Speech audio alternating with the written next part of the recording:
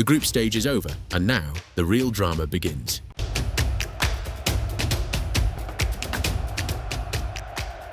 Eight third-place teams are still alive, 4 aren't. But here's the confusing part. Some group winners have to play a third-place team, while others get a second-place team instead. How does FIFA decide that? And is it actually fair? Let's break down how 48 teams qualify for the World Cup, and why this one rule has fans divided. Because if you're only watching the group stage, you're already missing the real game. 3 teams got into this tournament without playing a single qualifying match: Canada, Mexico, the United States. According to FIFA rules, they're the host nations, automatically qualified. Let's start with how 48 teams qualified for FIFA World Cup 2026 and which region. Let's begin. Europe, UEFA, sent the most. 16 teams total, 12 qualified directly. 4 more won playoffs in March 2026. Bosnia knocked Italy out on penalties. Sweden beat Poland. Turkey and Czechia each fought their way in. Africa, CAF, sent 9 teams, group winners only. Morocco, Senegal, Ivory Coast, Ghana, Algeria, Egypt, Tunisia, South Africa, Cape Verde.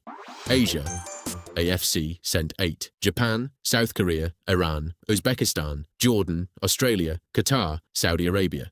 South America, CONMEBOL sent 6. No groups here. All 10 teams played each other home and away in one giant league. Argentina finished first. Brazil barely scraped through in 5th. Paraguay clawed their way back into 6th. 3 more teams came from North and Central America, not counting the hosts: Panama, Haiti, Curacao. Oceania, New Zealand's region, got their first ever direct spot. No playoff needed this time. And the last 2 spots, Iraq and DR Congo, both won intercontinental playoffs. Iraq beat Bolivia. DR Congo beat Jamaica. Those were the final 2 teams that completed the 48. FIFA first divided the 48 teams into 4 pots based on the FIFA World Rankings. Then 1 team from each pot was drawn into every group, while teams from the same region were kept apart whenever possible, except for Europe. Now here's where the system gets interesting. 12 groups, A through L, 4 teams in each group. The rule is straightforward: 12 groups. Top 2 per group. That's 24 teams that move on automatically, but the round of 32 needs 32 teams. So where do those extra 8 come from? For more deep dive detail structure, check the previous video. Every group has a third-place team. That's 12 third-place finishers total. Those 12 teams get ranked against each other by points, goal difference, goals scored, fair play, and FIFA ranking. The best 8 move on. The other 4 go home. This time around, those 8 were Sweden, Ghana, Ecuador, Bosnia, Senegal, Congo DR, Algeria, and Paraguay. But here's the part nobody talks about. When the round of 32 bracket gets built, not everyone gets the same deal. Listen carefully. 32 teams are in. 12 group winners, 12 runners-up, 8 best third-place teams. Some group winners were supposed to face runners-up. Others were supposed to face third-place teams. FIFA decided ahead of time 8 group winners would play third-place teams. The other 4 group winners would play a runner-up directly. That means 8 group winners got the easier side. The other 4 group winners were immediately matched against another group's runner-up. This isn't a mistake. It's a pre-planned FIFA system, written directly into the regulations. 495 different bracket combinations were prepared in advance. Whichever third-place teams qualified, the bracket locked in automatically using a fixed table. Only one rule protected fairness. No team could face anyone from their own group in the round of 32. Everything else was already decided. Let me show you exactly what that meant in practice. If you were a USA fan and the US won Group D, your team's next match was against Bosnia. Bosnia was a third-place team. If you were a Brazil fan, Brazil won Group C, your team faced Japan. Japan was a runner-up from Group F. Both USA and Brazil were group winners, but their opponents were from completely different levels of the bracket. And that wasn't a coincidence. That was exactly what the 495 combination system produced. FIFA's explanation: geographic balance. So no single bracket half gets overloaded. So there are no immediate rematches from the group stage. Technically, it's not unfair, but it's not equally fair either. And there's one more thing. If you finished third in your group, you could only ever face a group winner in the round of 32, never a runner-up. So when Ecuador, Bosnia, or Senegal survived as third-place teams, they already knew what was coming. A group winner every single time. That's the hidden side of this system. Winners get backup, survivors get the hardest road. So here's what actually happened at FIFA 2026. 48 teams, 3 hosts, 9 from Africa, 8 from Asia, 6 from South America, 3 from North and Central America, 1 from Oceania, and the last 2, Iraq and DR Congo, through intercontinental playoffs. 12 groups, A through L. Top 2 from each advance automatically. Best 8 of 12 third-place teams also go through.